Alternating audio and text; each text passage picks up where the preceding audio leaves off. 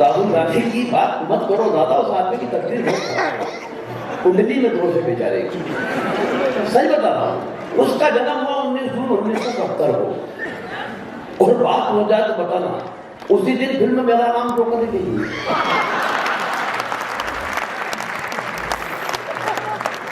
ये कुंडली के दोष है सर, इसमें कोई कुछ नहीं कर सकता।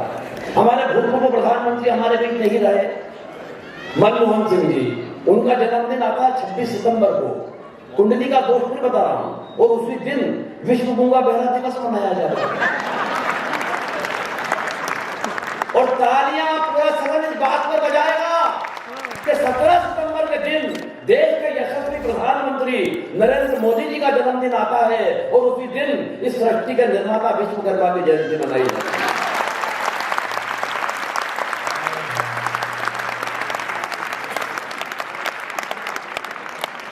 ये कहीं नहीं लिखा है सर कि आगे जो बैठे हो ताली नहीं बजाएंगे, किसी भी शास्त्र में नहीं है, मैंने सारे पढ़े। ये लोग आपको अनुसरण करते हैं, आपको भी अच्छी बात लगे तो बजा दीजिए, लेकिन कमाल के लोग हैं महेश्वरी समाज के, इतने लोग फुर्सत निकाल कर अगर महानगर में कवि सम्मेलन के लिए एकत्रित होना तो बड़ी बात है। वरना पिछले दिनों मुंबई था, ये कवि सम्मेलन में इतनी फुर्सत किसी को नहीं है। कवि सम्मेलन के अगले दिन जब जुहू बीच पर घूमने गया तो मैंने देखा एक महिला एकांत में बैठकर दहाड़े मार के रो रही। मैं उसके पास गया, सहानुभूति पूर्वक तरीके से उसके कंधे पर हाथ रखा। मैंने कहा बहन जी क्या बात है, क्यों रो रही हैं?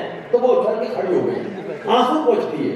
बोले कुछ नहीं भाई साहब, पिछले महीने पति ने मारा। मैंने कहा पिछले महीने मारा और आप आज हो रही? बोला फुर्सत ही नहीं मिली। मैं कहना यह चाहता हूं कि महानगरों में रोने की फुर्सत नहीं है, आप हंसने के लिए फुर्सत लगा कर आए। मैं आपको प्रणाम करता हूं,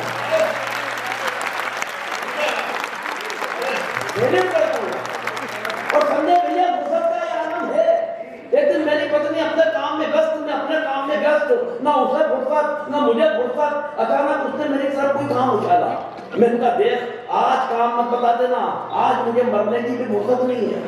मेरे अंदाज में पलट के बोली, आज मर भी मत जाना, मुझे रोने की फुर्सत नहीं है।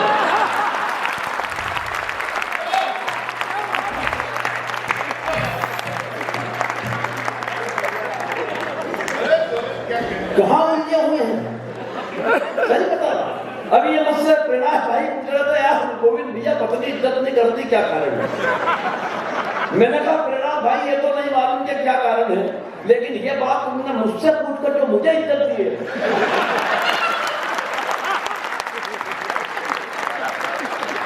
मेरी साथ पीढ़ी आपकी शुक्रगुजार रही। ये मुझसे पलट के बोला कि आपकी भी नहीं करती। अब मैंने जो जवाब दिया, अगर जवाब आप तक पहुंच जाए तो एक एक हाथ की ताली चाहता हूं, थोड़ा भारी जवाब है, लेकिन यहां से करोगे इस्तेमाल तो पहुंच जाएगा। बोले भाई साहब क्या आपकी भी नहीं करती? मैंने कहा मेरा भाई, हिंदुस्तान में अगर रुपए का मूल्य गिरता है तो उसकी गिरावट हर प्रांत में अलग अलग नहीं होती।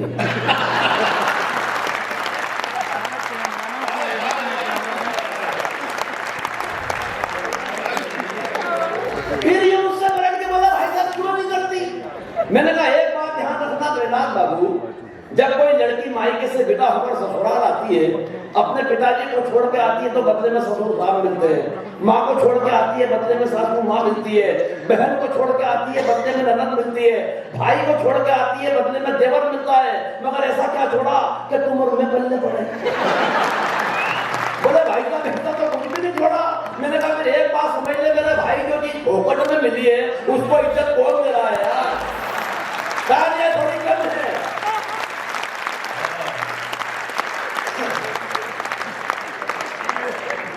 इतना मैं तो भगवान के सब पत्नियों में कविता लिखते ही बंदी कर दी, बंदी कर दी। पत्नियों में कविता वो लिखता है जो कुंठित होता है, जिसकी अपनी पत्नी से अंडरस्टैंडिंग ठीक नहीं होती। अंडरस्टैंडिंग के मामले में लोग मेरी पत्नी लाजवाब, क्या अंडरस्टैंडिंग है हमारी। 27 साल हो गए शादी को, लेकिन 27 साल की शादी की जिंदगी में उसने कभी मुझसे गंवार, मूर्ख, बेवकूफ, नालायक, पाजी, गधा, जाहिल ऐसे किसी शब्द का इस्तेमाल नहीं किया। कारण अंडरस्टैंडिंग। इतनी कमाल की है, इतनी कमाल की है कि बस वो नजर भर देखती है और मैं समझ जाता हूं इनमें से क्या कह रही है।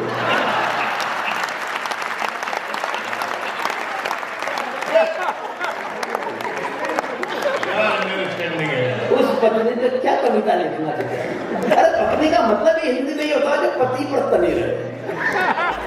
वो पत्नी अंग्रेजी में बोले तो wife WIFE without information fighting every time.